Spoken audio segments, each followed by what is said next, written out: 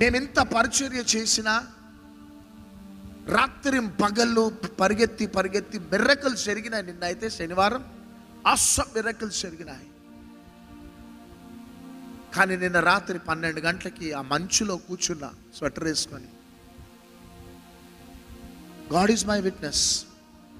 ఆ మంచులో ఒక్కడే ప్రెమిసెస్లో చేతులు ఆ తలపైకెత్తి చిన్న పిల్లోడు ఏడ్చినట్లు ఏడుస్తున్నా.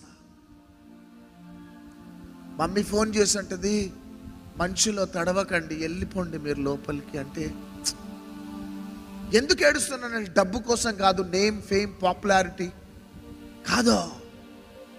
ప్రభువా, ఇంకా నేను నీ పరిచర్య చేయాలా,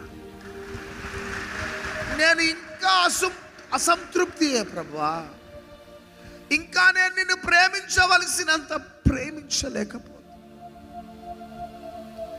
ఇంకా నేను నీకు ఇవ్వవలసిన ప్లేస్ నేను ఇవ్వలేక. I'm very sorry. అలా షర్ట్ తడిచిపోతుంది, ఏడ్చుకుంటూ కూర్చో. డిస్సాటిస్ఫాక్షన్.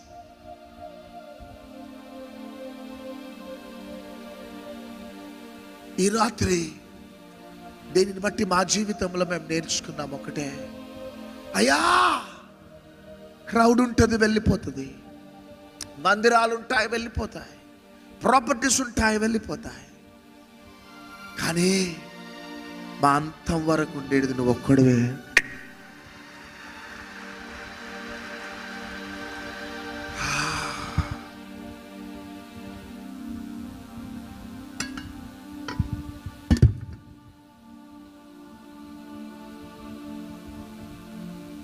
ఈ చెట్టు చూడండి, ఈ చెట్టుకి ఈ కొమ్మలు ఉంటే గ్రీనిష్గా ఉంటుంది. హల్లెలూయా. ఈ చెట్టుకి ఈ పువ్వులుంటే చాలా అందంగా ఉంది.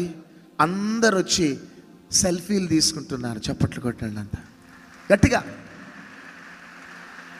కానీ ఈ చెట్టుకి ఈ కొమ్మ కట్ అయిపోయినా, ఈ పువ్వులు కట్ అయిపోయినా 24 hours లోపట ఆ యొక్క పువ్వుల అందం పోతుంది, కొమ్మల అందం పోతుంది, ఆకుల అందం పోతుంది.